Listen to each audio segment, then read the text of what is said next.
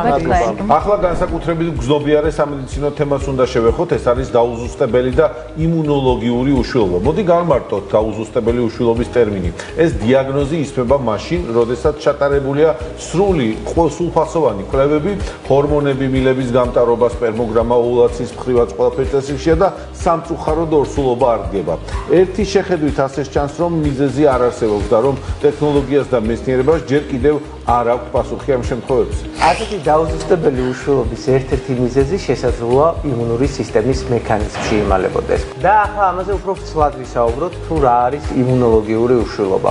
მას ასე, როგორ ვლინდება იმუნოლოგიური უშვილობა, რა თანამედროვე ტექნოლოგიებს ფლობს ამ მიმართულებით ქართული მედიცინა, როგორც დიაგნოსტიკის, ასევე მკურნალობის თვალსაზრისით. სწორედ ამ თემაზე სასაუბრო დღეს სტუდიაში მოვიწვიეთ კლინიკა GGRC-ის ხელმძღვანელი, პროფესორი ნინო მუსერიძე და ამავე კლინიკის მიანგინეკოლოგი, რეპროდუქტოლოგი ოლიკო მურღულია. აქვე ისიც უნდა ვთქვათ, რომ კლინიკა GGRC-მა შვილოსნობის უნარის განსაზღვრისთვის ახალი პაკეტი შეიმუშავა პაციენტთათვის და ამაზე სწორედ დაწვრილებით ჩვენი სტუმრები დღეს მოგვიყვებიან. მოგესალმებით, მადლობა მოგზაურობისთვის. GGRC ჩვენი ხშირი სტუმარია და საინტერესო თემებსაც ვუთმობთ ხოლმე თქვენს კლინიკას და ჩვენს მაყურებელს ვაცნობთ სიახლეებს. პირველი კითხვა ნინო თქვენთან თუ შეიძლება რომ დავსვათ, რა მეთოდები არის დღეისათვის ის, რაც გამოიყენება ადამიანის ბიოლოგიური მასალის შენარჩუნებისათვის, დაუშვათ აუხსნათ რომ ეს დაუშვათ ახლა არ გვინდა შვილის გაჩენა, გვინდა სამომავლოდ, ასაკი რაღაც მატულობს და გვინდა რომ თავი დავიზღვიოთ. და მეორე კითხვა, რა პრევენციული მეთოდები არსებობს იმისათვის, რომ ახალგაზრდა ასაკში ადამიანმა ქალმა განსაზღვროს თავის რეალური ჭეშმარიტი ბიოლოგიური ასაკი და დაიცვას თავი იმისაგან, რომ არ მოხდეს სწრაფი და ესეთი მალული დაბერების პროცესი, რომ დადგეს ფაქტის წინაშე ესე ზაფრად და მკაფიოდ წინ. ძალიან კარგი შეკითხვაა და ვფიქრობ, რომ საქართველოში ეს კიდევ უფრო მძაფრად შეიძლება ჟღერდეს, ვინაიდან ენდოკრინოლოგებმა კარგად იციან ჰორმონი, რამდენად დიდი სტრესია ქალისთვის, როცა მან უნდა მიიღოს ჰორმონალური პრეპარატი და შესაბამისად ყველაფერი ამაზე ყოველთვის არის ნეგატიური პასუხი არა. ოღონდ ჰორმონი არ დამინიშნოთ და ყველაფერზე თანახმაა პაციენტი. შესაბამისად, მინდა გითხრათ, რომ ყოველთვის კი გვეუბნებიან ქალბატონები, რომ რატომღაც მათ ბიოლოგიურ ასაკზე გვაქვს, ასე ვთქვათ, გეზი. მაგრამ მინდა გითხრათ, რომ ნამდვილად ქალს აქვს სწორედ ბიოლოგიური ასაკი დამეთანხმებით, აქედან გამომდინარე, ჩვენ შეგვიძლია 18 წლის ასაკშიც კი ვიცოდეთ რა დრო გვაქვს იმისთვის რომ გავაჩინოთ შვილი. შესაბამისად, როგორც მე მაგალითად პირადად ჩემს მთელ სამსახურს გავუკეთე ანტიბიოლერის ჰორმონი, ასევე ავიღე FSH-ში, LH-ში, ანუ გავუკეთე ის ჰორმონალური სპექტრი ანალიზებისა, რაც ჩემთვის ძალიან მნიშვნელოვანი იყო იმისთვის რომ გამეგო ყველა ახალგაზრდას, როგორი ჰქონდა დაუშვათ მისი რეპროდუქციული ფუნქცია და რამდენი ხანი ექნებოდა, ასევე თავისუფლად შეიძლება 18 წლის ასაკში მე ვიცოდე რამდენი ხანი მექნება ჩემი რეპროდუქციული ასაკი, რამდენი ხანი მექნება მე ჯანმრთელი კვერცხუჯრედი და რამდენი ხნის განმავლობაში შევძლებ მე შვილის გაჩენას. შესაბამისად, ძალიან მარტივად შეგვიძლია დავიცვათ ასეთი ქალბატონები იმისგან, რომ მაგალითად ნაადრევი განლევის სინდრომი არსებობს, რომელიც შეიძლება 16-17 წლის ასაკში გქონდეთ აბსოლუტურად ნორმალური რესურსი, მაგრამ გქონდეთ მაგალითად ყიფე-X-ი, ანუ დაზიანება ესეთი ქრომოსომული, რომელიც იწვევს იმას, რომ ადრეულ ეტაპზე, დაახლოებით 25-26 წლის ასაკში ჩვენ შეიძლება ვეღარ გავაჩინოთ საკუთარი გენეტიკური შვილი. შესაბამისად, ასეთი ადამიანები დაზღვეული იქნებიან იმისგან, რომ მათ ექნებათ საკუთარი ბიოლოგიური მასალა, ანუ არ არის აუცილებელი ჩვენ ოჯახი შევქმნათ, აუცილებლად შვილი გავაჩინოთ 18-19 წლის ასაკში, იმისთვის რომ კავშირში საერთოდ არ არის, გავყინავთ ჩვენს ბიოლოგიურ მასალას, ჩვენ შეგვიძლია შვილი გავაჩინოთ 50 წლის ასაკში. რამდენად ხშირია, ნინო, ეხლა ვთქვათ ადრეულ ასაკში აი ამ რესურსის განლევა და რა ფაქტორებთან შეიძლება იყოს დაკავშირებული აღნიშნული? მე ვფიქრობ, რომ ზოგადად ძალიან შეიცვალა და ნამდვილად არ ვფიქრობ, რომ ასეთი ტენდენცია იყო ადრეც. ვფიქრობ, ჩვენი ეკოლოგიური მდგომარეობა ხო, თუნდაც ეს ტექნოლოგიური სიახლეები ყველა სტრესი და მეორეც ერთი, ნახეთ, ჩვენ სად ვზივართ, რაღაც სულ ბიოველში ვართ, ხო, სულ ტელეფონთან ვართ, ბავშვობიდან ეს ტელეფონია, ხო, ეს ბიოველი, ყველაფერი მოქმედებს აბსოლუტურად, ასევე მოქმედებს დაბინძურება, ჰაერის, ნიადაგის და ასე შემდეგ. რა თქმა უნდა, სიგარეტი, ნარკოტიკი და ამაზე აღარ ვსაუბრობთ, ეხლა ყველაფერი, ანუ არასწორი ცხოვრების წესი, რა თქმა უნდა, იწვევს ამ ყველაფერს, მაგრამ ვერ ვიტყვი რომ ანუ მხოლოდ ეს არის იმისთვის რომ კი ბატონო განმაპირობებელი ფაქტორი იმისა რომ შეიცვალა ეს ტენდენცია. რეალობა არის ფაქტი ის რომ დღევანდელ დღეს თუნდაც ბიოლოგიური რითმი დაირღვა. ანუ ახალგაზრდების 80% ძალიან გვიან იძინებს და ძილღვიძილის პროცესი ბიოლოგიური საათი აირია. სულ სიბნელეში რო დასვათ ქალი ოვულაცია პრაქტიკულად არ ექნება. იცით რატომ? იმიტომ რომ ეს ბიოლოგიური საათი და ბიოლოგიური რიტმი ძალიან მნიშვნელოვანია. მე ოლიგოსთან გადავალ შემდეგი კითხვით, რა არის ის ძირითადი, აი რამდენ პროცენტშია ძირითადად მიზეზი, როდესაც ვერ ხდება დადგენა ზუსტად უშვილობის მიზეზის? ეხლა უკვე ანუ ასე ვთქვათ 21 საუკუნეში და ბოლო პერიოდის კვლევების მიხედვით თოვსტოფლიოში ეს სტატისტიკა არის 20-დან 30%-მდე გაზრდილი. თუ თქვათ გითხავდით 5 წლის წინ გიპასუხებდით ეს იყო 10-დან 20%-მდე. წინა თუ უფრო მარტივად ვადგენდით უშვილობის მიზეზს და ეს ვიცოდეთ იყო განპირობებული საკურსის ნაადრევი განლევის სინდრომი, თუმცა შულოსტოში თუ მილების ფაქტორით ამ ეტაპზე არის ხოლმე პაციენტების ჯგუფი, რომელსაც თავიდან ბოლომდე ყავს გამოკვლეული, ანუ ერთი შეხედვით მათ არანაირი პრობლემა არ აქვს, მაგრამ საბოლოოდ არ დგება სასურველი. ეს მოხდა ბოლო 20 წელიწადში ესეთი წელიწადში უფრო გაიზარდა პროცენტობა. შემიძლია გითხრათ, რომ იმუნოლოგიურ უშუალობასთანაც არის კავშირი, შეიძლება ითვლებოდეს, რომ ესეც არის დაუდგენელი გენეზისი. რა არის საერთოდ ეს იმუნური უშუალობა, როგორ უნდა დავადგინოთ?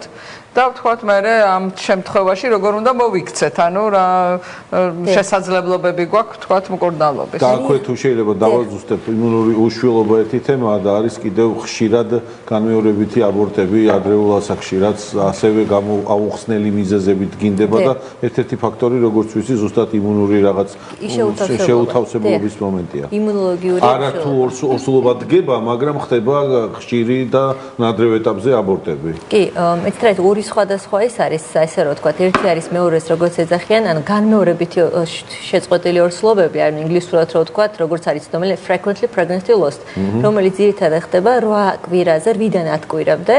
და ანუ ეს ძალიან გამოკვეთილი ფაქტორი არ არსებობს ამისი, თუმცა ამ ეტაპზე ხა ბოლო კითხვით პასუხით რო დავიწყო, არსებობს ისე ვთქვათ კვლევები თრომბოფილიებზე, რომლებიც არის როგორც შეძენილი, ასევე თანდაყოლილი.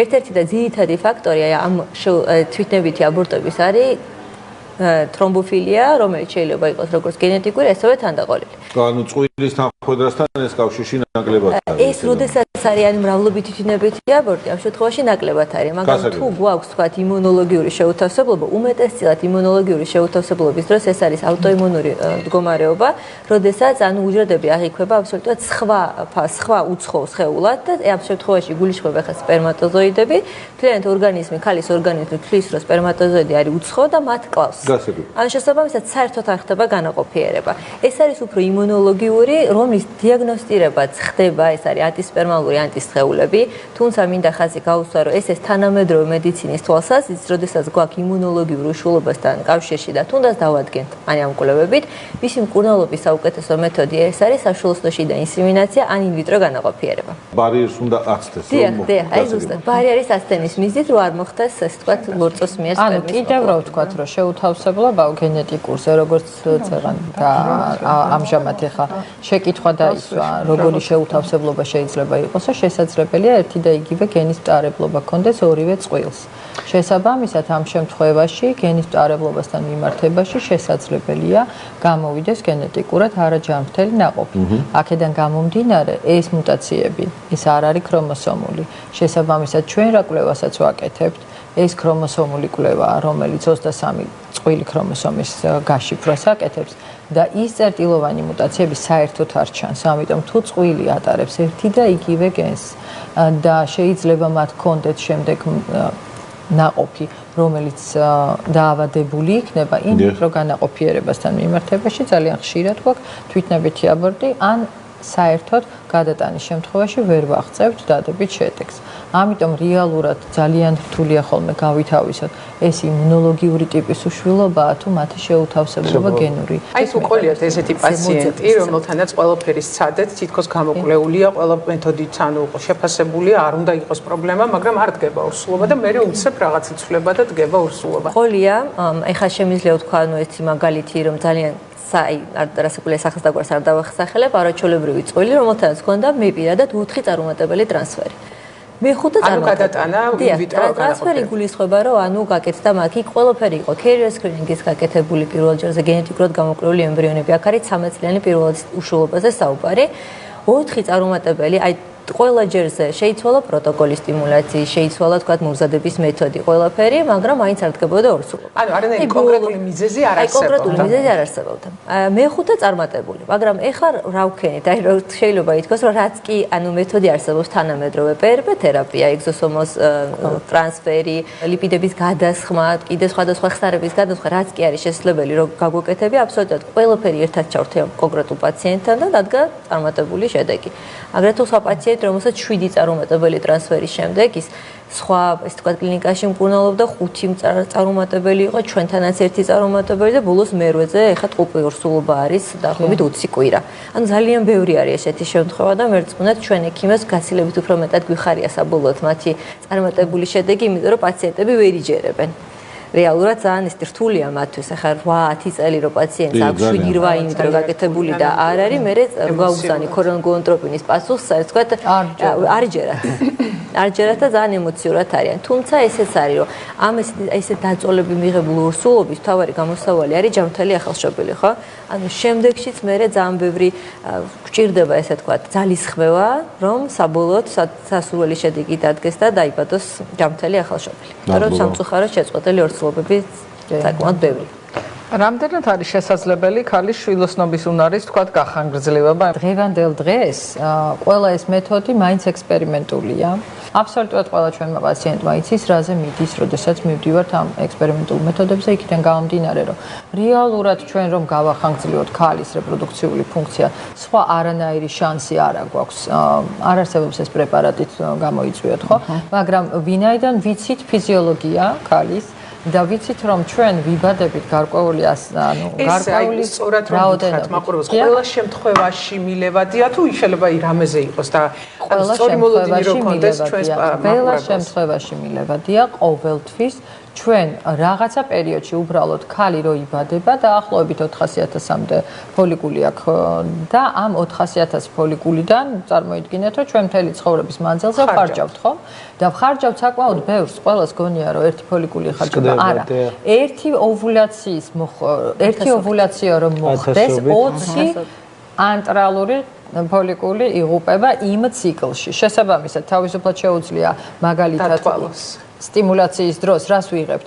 ხანდახან ამბობენ ხოლმე რომ აი სტიმულაცია ჩავიტარეთ და მაინც არ მივიღეთ და თუ ერთი გვაქვს ფოლიკული ან ორი, იმ სტიმულაციით მაინც ორს მივიღებთ, რაც არის იმ ციკლში, რაც უნდა მოხდეს, ანუ განილიოს, ხო? ნუ შესაბამისად რეალურად ჩვენ სტიმულაციით არც ვხარჯავთ ფოლიკულებს, ხარჯავთ იმ ფოლიკულებს, რომელიც დაიხარჯება იმ ოვულაციაში, შესაბამისად არც დონორები არც ქალები, რომელიც სტიმულაციას იტარებენ, ისინი არ კარგავენ იმაზე მეტს, ვიდრე უნდა დაკარგონ. ეს არ ნიშნავს იმას, რომ ნაადრევი მენოპაუზა შეიძლება დაწყოს. სტიმულაცია არ იწვევს დაავადებას ნაადრევს. ოლიკო, რამდენად დაკავშირებული არის ბიოლოგიური, ესე ვთქვათ, ასე კი შვილოსნობასთან ამ შემთხვევაში. ამ შემთხვევაში ჩვენ ვსაუბრობთ, ვთქვათ, გარკვეულ შენახვაზე, ხო, ვთქვათ, იგივე ფოლიკულების, მაგრამ აი ბიოლოგიურ ასაკთან მიმართებაში, რა დროს შეუძლია მას ბოლო წერტილი ვთქვათ გამოიყენოს ეს შენახული ფოლიკული. რეალურად ნახეთ, ეხლა ეს ყველამ ვიცით, რომ უშვილობა რა არის. ხო 35 წლამდე თუ წყვილს აქვს აქტიური სქესობრივი ურთიერთობა და მათ 1 წლის განმავლობაში დაუცველი, დასაკვირველია, არ დგება ურსულობა, ანუ მათ აქვს უშვილობის პრობლემა. ეს არის 35 წლამდე შეგვიძლია 1 წელი ვიცადოთ. ხოლო 35-დან 40 წლამდე უკვე არის 6 თვე. 40 წლის ზევით არის 3 თვე. ანუ ეს ნიშნავს, რომ რაც უფრო ასაკი ემატება ქალბატონს, სამწუხაროდ, მით უფრო ხდება მათი სწრაფად განლევა ჩვენი ანტრალური ფოლიკულების და უფრო სწრაფად არის სასურველი ორსულობის დაგეგმა. რეალურად ეს არის ძალიან კავშირში, ანუ ასაკთან, რაც უფრო ახალგაზრდა ქალბატონი, მით უფრო დიდი შანსი აქვს მაგ მისი შვილოსნობის უნარის როგორც შენახვის, ასევე შვილის ყოლის. და ძალიან საინტერესო არის აგრეთვე ისიც რომ ხშირ შემთხვევაში აი მაშინ როდესაც ჩვენ ვსაუბრობთ ასაკთან მიმართებაში შვილოსნობაზე და უშვილობაზე ხო აქ უნდა ალბათ გაუსვათ ხაზი იმას რომ აუცილებელი არ არის მაშინ როდესაც წყვილი შედგება 1 წელი ელოდოს ვთქვათ თუნდაც პროფილაქტიკურ გასინჯვებს ხო სასურველი არის ოჯახის შექმნის ანუ წვილის შედგომის დროს მოხდეს გარკვეული პროფილაქტიკური ესე ვთქვათ კვლევების ჩატარება იმისათვის რომ წვილმა მშვიდად გააგრძელოს კი ცხოვრება. ბატონო, თან ხო ზოგიერთ პაციენტს აქვს მაგალითად ქრონიკული დაავადება, ხო, ის საერთოდ არ არის საჭირო რომ ამდენი ხანი იცადოს. ან თუნდაც აქვს ჩატარებული მრავალბილი ოპერაცია, თუნდაც მიომექტომია, ან მილსთან დაკავშირებით რაიმე პრობლემა შეხორცებითი პროცესები, მას არ არის საჭირო მან იცადოს 1 წელი. ამ შემთხვევაში რაც უფრო მალე მიმართავს, მით უფრო მალე იქნება შედეგი, იმიტომ რომ შეიძლება რაღაც არის ძალიან მცირედი, რომელსაც ძალიან მცირედი ჩარევა ჭირდება და შესაბამისად მსუბუქი თუნდაც სტიმულაციით ან რაიმე სახის მკურნალობით ურსულობა დგება და ეს არ ნიშნავს იმას, რომ ყველა პაციენტი მის მივა რეპროდუქტოლოგთან აუცილებლად მას უნდა ჩაუტარდეს იმ დრო განაყოფიერება. ზოგადად ჩვენ ბევრი ვისაუბრეთ ამ თემაზე და მე ისევ ნინოსთან გადავალ, აი საბოლოოდ რომ შევაჯამოთ, რა შესაძლებლობები არსებობს ტექნოლოგიური თანამედროვე დღევანდელ მსოფლიოში და რა რეალობა გვაქვს საქართველოში, რამდენად ხელმისაწვდომია ეს საქართველოსთვისაც. აბსოლუტურად ყველა მეთოდოლოგია, რომელიც არსებობს მსოფლიოში იმისთვის, რომ ჩვენ დღეს გავიხანგრძლივოთ თუ შევინარჩუნოთ, მინდა გითხრათ, რომ უფრო წინ ვართ ვიდრე სხვა ქვეყნებში, ბევრ ქვეყანაში, მაგალითად ღეროვანი უჯრედების ტრანსპლანტაცია საერთაშორისოა. იქიდან გამომდინარე, რომ თვლიან, რომ არ არის ექსპერიმენტული მეთოდის გამოყენების საშიშროება, სანამ არ იქნება FDA ან მტკიცებითი მედიცინის თემა. ისეთ რა არის საქართველოსთვის მნიშვნელოვანი ის არის, რომ წყვილი როცა შედგება, მაშინ მოდის. ანუ მინდა გითხრათ, რომ ამერიკაში მტარებლობის სკრინინგით ძალიან კარგად იციან ამ ადამიანებმა სანამ ოჯახს შექმნიან. პარტნიორებმა იციან საკუთარი რეპროდუქციული ფუნქციის თაობაზე ყველაფერი. საქართველოში რეპროდუქციული ფუნქციით ინტერესდებიან მხოლოდ მაშინ, როცა ისინი შექმნიან ოჯახს და დააპირებენ შვილის გაჩენას.